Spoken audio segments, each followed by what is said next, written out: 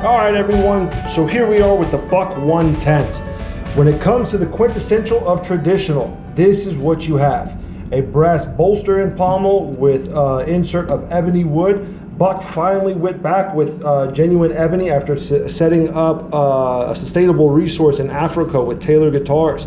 They're now going to be putting this into their Buck 110s, which really happy about because it just brings out a lot of the character in this knife.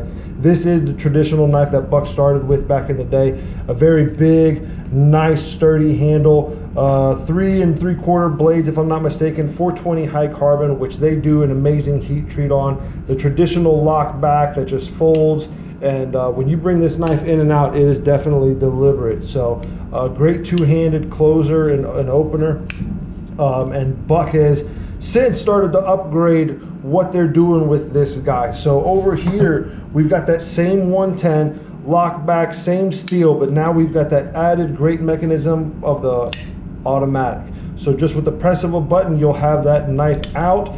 Same specs as the traditional, and just a little bit quicker of a deployment method here. Great little knife to have. And now we've got their upgraded versions of it as well. So here we're going to have nickel silver bolsters and pommels on both these knives with the G10 insert. This provides a lot of good grip, and we've got the upgraded S30V stainless steel. This is one of those super stainless steels out in the knife industry right now that is just killing it. A lot of companies are going to it as their standard, and it's just one of those knives, that, one of those blade steels that has a good reputation right now. And just to kind of bring it a little bit more modern, I really like these guys. So these are going to be the Slim Pros. You've got that same blade shape and style, same great handle, but now we've got a very significant thinner profile.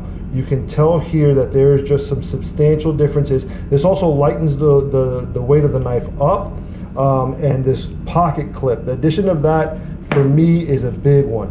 You've still got that nice back lock right there, and that's just going to be what Buck knife is known for. It's just one of the stronger locks out there when it comes to locking mechanisms, although it's not one of the more easier ones to use. But this knife in itself is just, I love it. It's one of those that you could just take everywhere with you. It's slim enough to fit in your pocket, and you can put it on your belt, on a pocket clip. And that anvil right there that you see that Buck is so proud to display, that's right there, that's pretty cool. These guys all come with an S30V steel, if I'm not mistaken. G10 and micarta. Here we have the OD green and the brown, and it just provides one of those different textures. Micarta is also one of those things that antiques with time. With that antique, it gets grippier. This is one of those weird materials that when it gets wet, when it gets used and beat up, it actually gets grippier. There's a patina that comes along with it, so it gets like a little aged look as well, and it's one of those just great materials that have been on folders nowadays. Going over to the last of the 110s, we've got the Selects.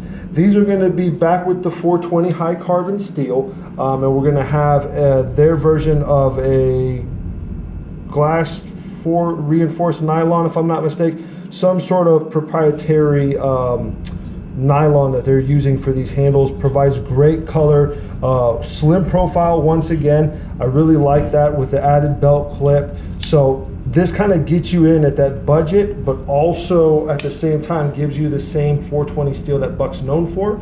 I really enjoy these guys just because of their slim profile. You'll see this also with the 112s. We've got it in red, black, and that nice hunter orange. So guys, these are the 110s. I'm going to go to the 112s real quick, and you'll see what those are. Very similar to these guys as well.